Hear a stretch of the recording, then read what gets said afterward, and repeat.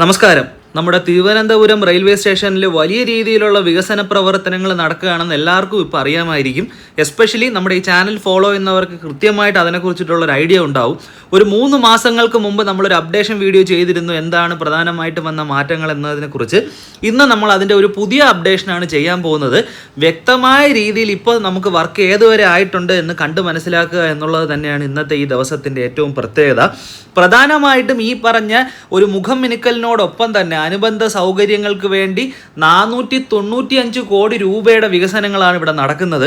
Railway സ്റ്റേഷനകത്ത് നിന്ന് നമുക്ക് visuals cover ചെയ്യുന്നതിന് എത്രത്തോളം മറ്റ് തടസ്സങ്ങളുണ്ടെന്ന് നിങ്ങൾക്കറിയാം. പക്ഷേ എന്നിരുന്നാലും എന്നാൽ കഴിയുന്ന രീതിയിൽ നമ്മൾ ഇന്ന് ഇതിൻ്റെ അപ്ഡേഷൻ ചെയ്യുകയാണ്. റെയിൽവേ സ്റ്റേഷനിൽ മുന്നിൽ നിന്ന് നമുക്ക് കാണുമ്പോൾ ഒരുപാട് നിർമ്മാണ പ്രവർത്തനങ്ങൾ കാണാൻ പറ്റും. ആ വരുന്ന ബിൽഡിങ്ങിൻ്റെ പുറകുവശത്തെ കാഴ്ചകളാണിത്. ഓൾമോസ്റ്റ് ഒരു 3 നിലയിലേക്ക് സ്ട്രക്ചർ പൂർത്തിയായ രീതിയിലാണ് ചെന്ന് കണ്ടപ്പോൾ എനിക്ക് മനസ്സിലാക്കാൻ പറ്റിയത്. ഇതിൻ്റെ ഒരു സ്ട്രക്ചർ വർക്കുകൾ പ്രധാനമായിട്ടും മുന്നിലേക്ക് പോയതായിട്ട് കാണുമ്പോൾ മനസ്സിലാവുന്നുണ്ട്. സൂക്ഷിച്ച് നോക്കിക്കഴിഞ്ഞാൽ പഴയ എൻട്രൻസിൻ്റെ ഒരു എക്സ്റ്റൻഷൻ പോലെയാണ് ഈ വരുന്ന നിർമ്മാണ പ്രവർത്തനങ്ങൾ ഇവിടെ നടക്കുന്നത്. കൃത്യമായ രീതിയിൽ നമുക്കിനി ഒരു 6 മാസങ്ങൾക്ക് ശേഷം ഒരു അപ്ഡേഷൻ ചെയ്യുമ്പോൾ കുറച്ചുകൂടി ഒരു ക്ലാരിറ്റി കിട്ടും. പക്ഷേ ഈ നിർമ്മാണങ്ങൾ നടക്കുന്നത് കൊണ്ട് തന്നെ യാത്രക്കാർക്ക് വലിയ രീതിയിലുള്ള ബുദ്ധിമുട്ടാണ് ഫേസ് ചെയ്യുന്നത്. നല്ല തിരക്കുള്ള സമയത്ത് നടക്കാനും അതുപോലെ തന്നെ നമുക്ക് കൃത്യമായ ട്രെയിനിലേക്ക് എത്തിപ്പെടാനും ഇപ്പോൾ ഒരുപാട് ബുദ്ധിമുട്ടുകളുണ്ട്. എസ്കലേറ്ററുകളും അതുപോലെ തന്നെ സ്റ്റെപ്പുകളും ഇപ്പോൾ ഫുൾ ഫിൽഡാണ്. അതുകൊണ്ട് തന്നെ ഈ ഇടയ്ക്ക് എസ്കലേറ്ററുകളെല്ലാം ഓഫ് ചെയ്ത് ഇട്ടിരിക്കുന്നു എന്നുള്ള രീതിയിലും വാർത്തകൾ എവിടെയോ കണ്ടിരുന്നു. തമ്പാനൂർ ഭാഗത്തും അതുപോലെ തന്നെ പവർ ഹൗസ് റോഡിലുള്ള എൻട്രൻസിലും ഈ പറഞ്ഞ രീതിയിലുള്ള പ്രധാനപ്പെട്ട വ്യത്യാസങ്ങളാണ് വരുന്നത്. അതായത് നോർത്തും സൗത്തും ബ്ലോക്കുകളിലായിട്ട്. ഞാൻ നേരത്തെ പറഞ്ഞതുപോലെ തന്നെ ഇതിൻ്റെ ടോട്ടൽ ബഡ്ജറ്റ് വരുന്നത് ഏകദേശം 500 കോടി രൂപയ്ക്ക് അടുത്തിട്ടാണ്.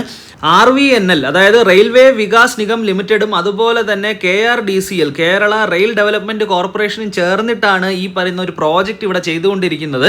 ഒരു വേവ് ഇൻസ്പയർഡ് ആയിട്ടുള്ള ഒരു അക്വാ ഗ്രീൻ ഡിസൈനാണ് ഫ്രണ്ട് ഭാഗത്ത് അല്ലെങ്കിൽ തമ്പാനൂർ ഭാഗത്ത് ഇവിടെ ഡിസൈൻ രീതിയിലാണ് ഇതിൻ്റെ ഒരു എൻട്രൻസ് വരുന്നതെന്നാണ് നമുക്ക് അറിയാൻ പറ്റിയിട്ടുള്ളത്.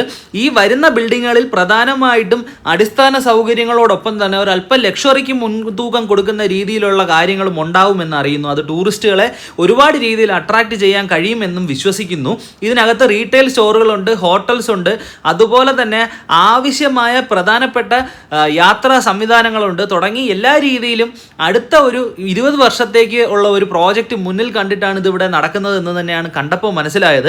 ഇനി ഇതിൻ്റെ ഒരു വർക്കിംഗ് സ്പീഡിനെ കുറിച്ച് സംസാരിക്കുകയാണെന്നുണ്ടെങ്കിൽ വളരെയധികം ഫങ്ഷണലായ വളരെയധികം ഇന്ത്യയിലെ തന്നെ തിരക്കുള്ള റെയിൽവേ സ്റ്റേഷൻ ആയതുകൊണ്ട് തന്നെ നിർമ്മാണ പ്രവർത്തനങ്ങൾക്ക് അതിൻ്റേതായ ചില സാങ്കേതിക ബുദ്ധിമുട്ടുകളും ഉണ്ട്.